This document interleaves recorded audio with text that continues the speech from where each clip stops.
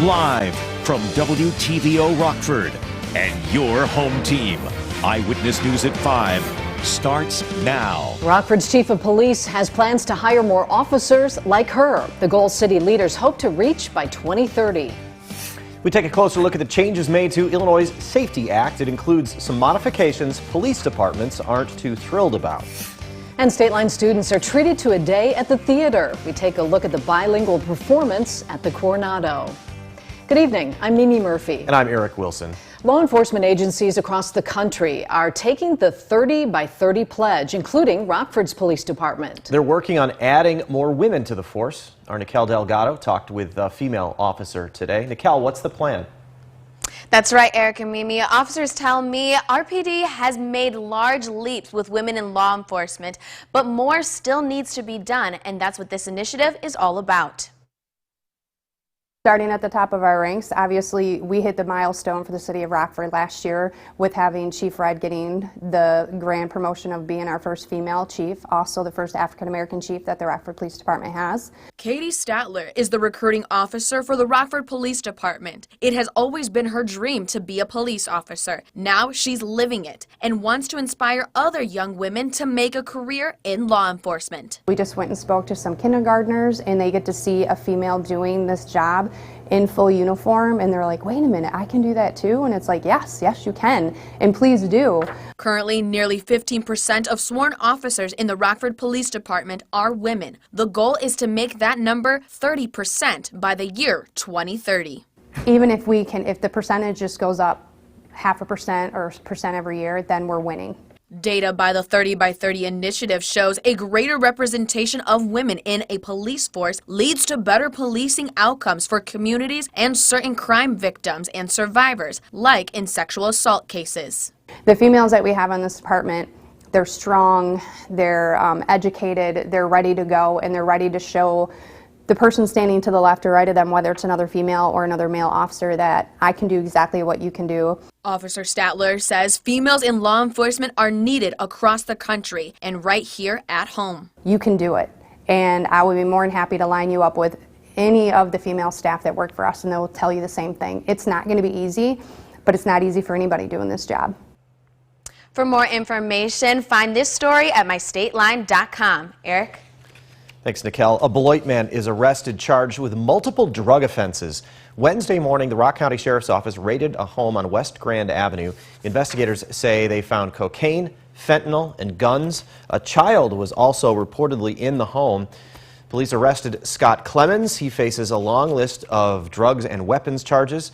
The 55-year-old's also accused of neglecting a child. Clemens is in the Rock County Jail. Officers also arrested a 43-year-old woman at the scene. She faces possession charges. 3 people are seriously hurt after a crash in Boone County. First responders were called to a rollover accident on Pearl Street Road near Summerfield Zoo. All 3 victims were in an SUV that left the road and rolled several times. The vehicle came to a rest on its roof in a nearby field. Rescuers had to free 2 people trapped in the wreckage. At last check, all 3 were in critical condition. The cause of the crash is still under investigation. In just under a month, the Safety Act will go into effect statewide across Illinois with new changes made. Eyewitness News is keeping you connected to the Capitol.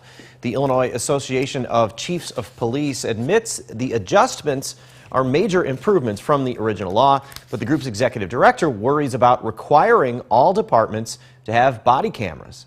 Kenny Winslow wanted lawmakers to clarify which officers will need the devices, because if it's everyone, he believes that will be a major burden on taxpayers.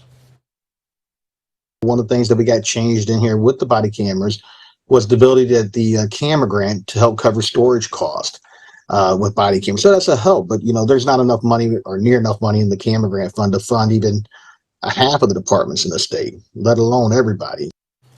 The modification to the Safety Act also changes guidelines for when officers can use force and includes training on de-escalation techniques. The Safety Act wasn't the only issue on lawmakers' minds this week, so was gun control. State Representative Bob Morgan introduced a bill to ban assault weapons, but it wouldn't take away those guns from people who already own them. Instead, they would need to register them. Morgan believes the ban will gain bipartisan support, especially after the 4th of July shooting in Highland Park. This is not a Democrat-Republican issue. I heard from tons of people throughout the state of Illinois, Democrat and Republican, after the 4th of July saying, not only do we support background checks, but it makes sense that we would ban assault weapons. We really don't need them.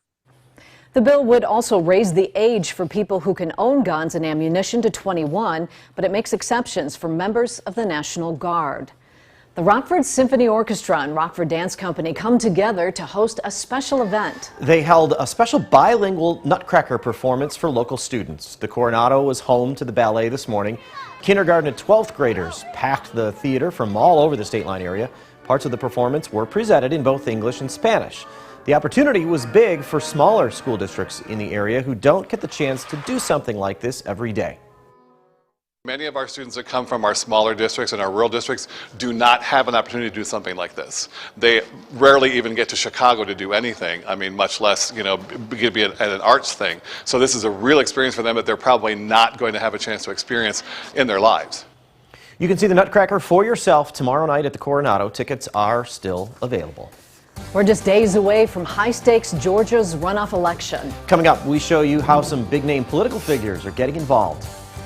Temperatures today made it up into the 50s, but that's even nothing compared to what we're going to be seeing tomorrow. Significantly cooler, but the wind, it doesn't go anywhere. I'll break down all the details coming up in just a few minutes. You're watching Eyewitness News, your home team with Eric Wilson, Mimi Murphy, Scott Leber, and meteorologist Jordan Wolf. The highly anticipated Georgia runoff election is just days away, with both candidates getting a boost from high-profile members of their party. The Senate race between Raphael Warnock and Herschel Walker will determine how much power Democrats have in the U.S. Senate. Hannah Brandt explains why the election has a national impact. More than 1 million early votes have been cast in Georgia ahead of runoff election day. We've got to keep our foot on the gas all the way to victory. In November, Senator Raphael Warnock got more votes than Republican candidate Herschel Walker. But with the third-party candidate now out of the race, either candidate could still win Tuesday's runoff.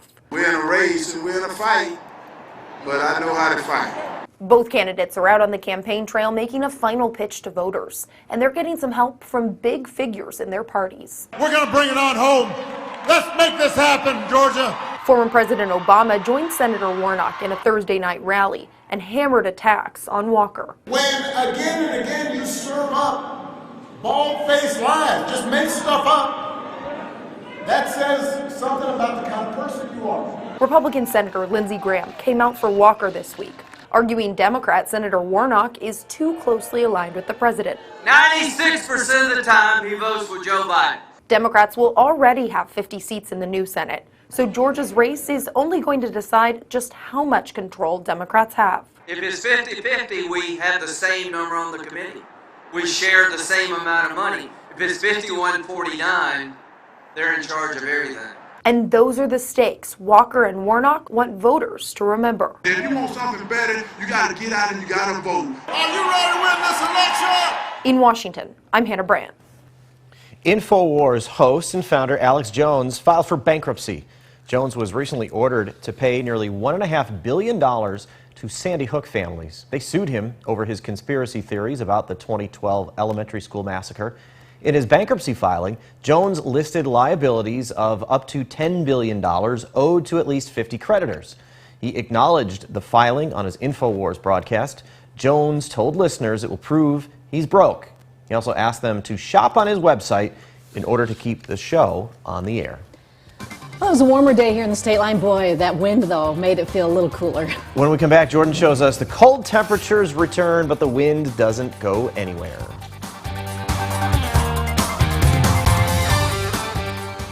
Now, your first warned weather forecast from meteorologist Jordan Wolf. Well, now that November is over, December has officially begun, we can look forward to a little bit more of what December has in store for the weather. When we get to December 1st, our average high temperature is close to 40 degrees.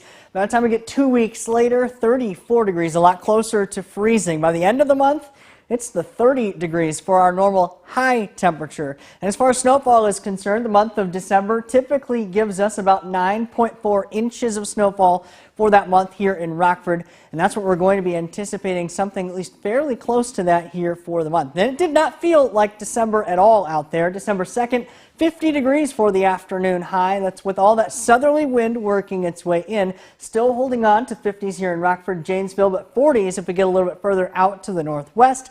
That's where we're seeing that cold front that will eventually be working its way in later on here today. Let's check in with a couple of our weather watchers. Our newest weather watcher, Terry, out in Genoa, 49 degrees for that temperature, 68% for the humidity. Then check in with our weather watcher, Jim, here on the southwest side of Rockford, 50 degrees for the temperature, 37 degrees for the dew point. A lot warmer than what we would typically expect to see, especially in early December. But notice those December temperatures are on the way. That cold front working its way in from the northwest, going to bring a lot cooler temperatures and even stronger winds than what we had earlier today behind it. Now the flagpole out there here in Freeport Park Hills Golf Course, definitely a lot darker out there, but flag not moving a whole lot at the moment. That's going to change later on here tonight with that cold front and those stronger winds coming behind it. We are producing a couple of snow showers, especially off to the north and northwest, but as it's entering a little bit more of a warmer area, transitioning a little bit into rain. We're not going to expect to see any snow showers here from that, but definitely a slight chance that we could see a couple of sprinkles or even some light rain showers here later on this evening and before that cold front does come to pass. As far as winds are concerned, winds still gusting close to 30 miles an hour at the moment out of the south and southwest, but that cold front transitions that to a more northwesterly flow, and those winds pick up fairly significantly as well. Those winds could gust close to 40 or even 45 miles per hour overnight tonight before they eventually calm back down tomorrow afternoon and into the evening. Because of that, the National Weather Service has issued a wind advisory for the entire state line. That goes into effect at 6 p.m. tonight. That goes until 9 a.m. tomorrow morning. Winds have not gusted nearly that much yet, but those winds will increase, especially behind that cold front. As I mentioned, scattered rain showers working their way in later on here early part of tonight. That cold front coming in, though, that's going to cool our temperatures down pretty quickly behind it and bring us much clearer skies for the day tomorrow. Does not help in the temperature department. Notice we're down into the 20s. Even a couple of spots into the teens overnight tonight and throughout the day tomorrow. A lot more sunshine helping to warm us up, though. So recapping all this here really quickly, 19 degrees for the overnight tonight's low. Slight chance for the rain showers early on. I do have a concern that there could be some flash freeze, especially in any areas that pick up a little bit more of that rain with those temperatures quickly falling overnight tonight. Remaining below freezing throughout the day tomorrow. Only 28 degrees for the high temperature for the afternoon, despite all of the sunshine that we're going to see. A lot more sunshine working in for the next couple of days, up close to 40 for the day on Sunday. Low temperatures also increasing a little bit too. A couple chances for some rain showers through the early part and then into the middle of the week before we eventually transition and see a little bit more of a warmer pattern into the end of the week. All that sunshine on the weekend looks pretty great. Let's It hope it does. feels a little bit better. Wind may not make it so, but the sun will yeah, help. hopefully it's a little bit of an improvement. Thanks, Sure. Jordan. Scott's in next with sports. The Bears will have Justin Fields ready to go Sunday against the Packers. And a down season has several NIU football players heading elsewhere.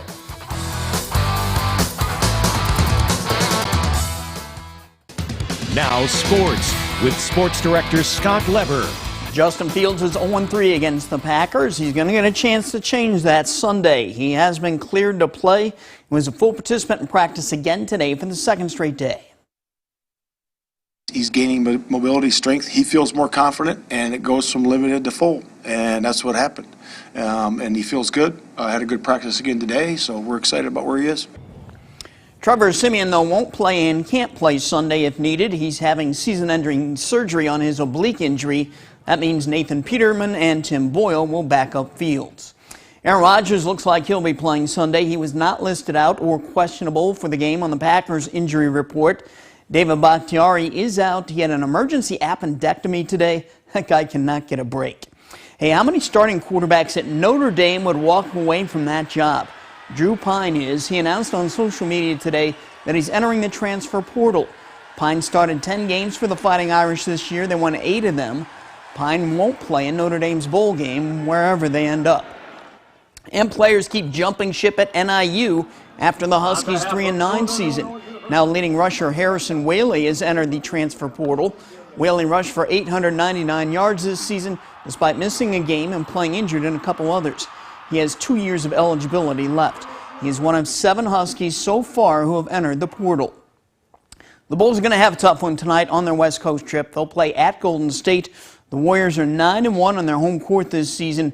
Steph Curry is shooting almost 52% from the field. The Fighting Illini men's basketball team begins its 2nd season tonight, the Big Ten season. The Illini will play their conference opener at Maryland.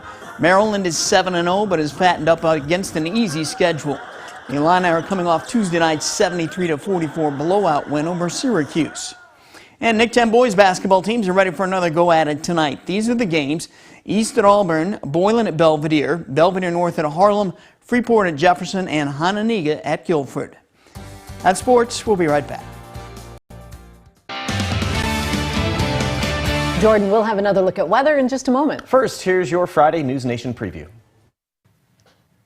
Tonight on Dan Abrams Live. How sad is it that both Senate candidates in Georgia are trying to keep their distance from the 2 most likely 2024 candidates, Biden and Trump? Georgia Secretary of State Brad Raffensperger joins us. That's tonight on Dan Abrams Live. Tonight on Banfield, an answer to one of the biggest questions in the Idaho murder mystery. How did the surviving roommates not witness a bloodbath when they woke up the next morning? Some of the first pictures from inside the crime scene tonight on Banfield. That's all coming up on the cable and satellite stations you see on the left of your screen there. The schedule is on the right. You can also head to newsnation.com. Jordan's back to tell us how cold it's going to get tonight. Wow, big drop. Yeah, huge changes from where we're at now. Are we still close to 50? We're still pretty close to 50 degrees at the moment, and when we wake up tomorrow morning, it's going to be 30 degrees cooler than that, and that's not even 12 hours from now. So it's going to be a huge drop with a cold front that's on its way. Also going to bring us a couple of isolated chances for some rain later on here this evening. The first one, interactive radar, brought to us by Rockford Auto Glass and More. That's on our website, mystateline.com. You can see that cold front that's beginning to work its way in from the northwest. We get a little bit more sunshine for the next couple of days, but that does not help in the temperature department, at least during the day tomorrow. We struggle to make it out of the 20s for the afternoon. A bit warmer for Sunday. We're close to that 40-degree mark again on Monday, but chances for some rain showers work their way in for the middle of the week. A couple more cold fronts working their way in as well. Don't drop our temperatures nearly as significantly, but another chance for some rain, maybe even snow later on in the week. Thanks, Jordan. And thank you for spending time with us. Stay safe.